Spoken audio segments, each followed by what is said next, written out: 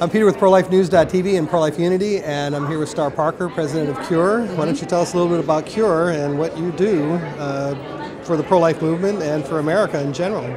Well, CURE is the Coalition on Urban Renewal and Education, and what we do is we assess urban policy. What we look at mostly are family issues, economic issues. We believe in traditional values and limited government. So when you ask about pro-life, our specific focus in the pro-life arena is first let them live. I mean, how are we going to talk about breakdown in family and or work to strengthen family life if people have a misunderstanding about human life? And abortion has significantly touched the communities that we work in, which is mostly the Black community. Well, you were talking earlier about something that I thought was significant, and that was about Barack Obama when he, people might think that not voting for him is not allowing a black man to succeed or sort of taking the wind out of the black population's balloon in the sense. We in the pro-life movement, we know how much the black population is being destroyed by abortion. Right. So in essence, what we're saying is the opposite of that. Right. If he were to elected, he would of course enforce stronger pro-abortion policies, wouldn't he? Right. Well, blacks are in a dilemma, and this election cycle, it's even more pronounced. This is not the first time that blacks have to choose between their color or Christ, and that's what it really comes down to. And now, visibly, they have to choose between their color or Christ, because the representation of the left party has always been to destroy life in the womb. And in fact, the Democrats strengthened their death language in this last convention to where when you look at black abortion rates now, for every 2 pregnancies, 1 is aborted.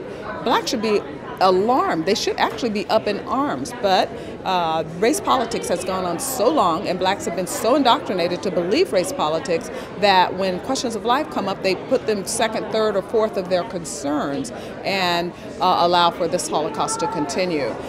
This election is not any different from any other election, except that the Democrats have very cleverly chosen a black representative of their insidious ideas.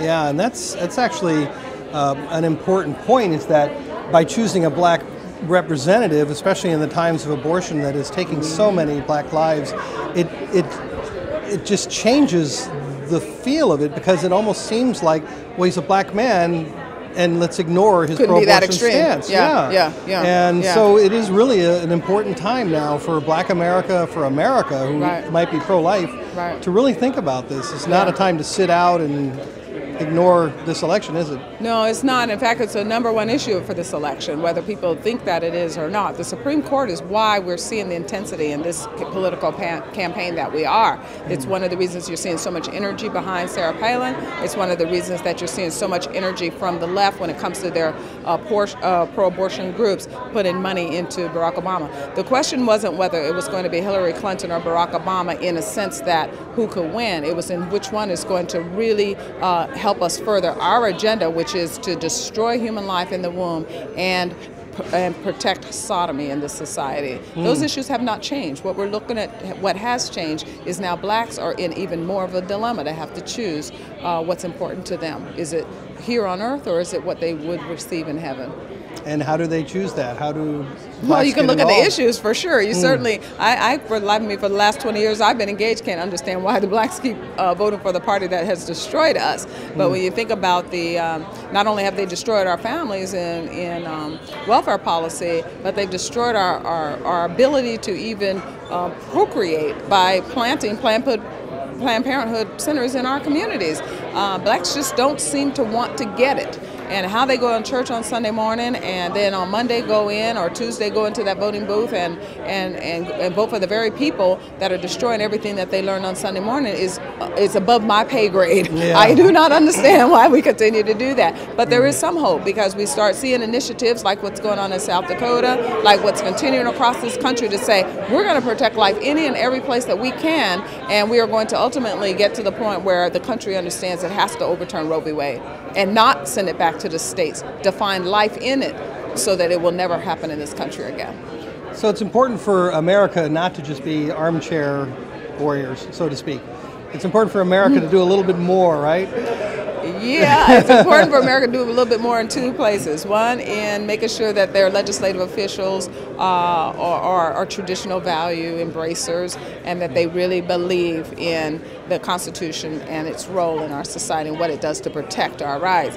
But another thing they have to do is become more engaged locally. I mean, we're to love God and we're to love ourselves and we're to love our family. And I think that this is where a lot of people shy away from allowing the political leaders to be righteous people because they themselves are extremely abusive to the people that are closest to them. So there's a lot of work to be done on a personal level and on a political level. Well, you've written a lot about these issues on WorldNet Daily and other places, and of course you have CURE. Yeah. Why don't you tell the folks out there how they can find out where you are and read more about what you do? Well, CURE is on the internet, of course. You can always find us at urbancure.org.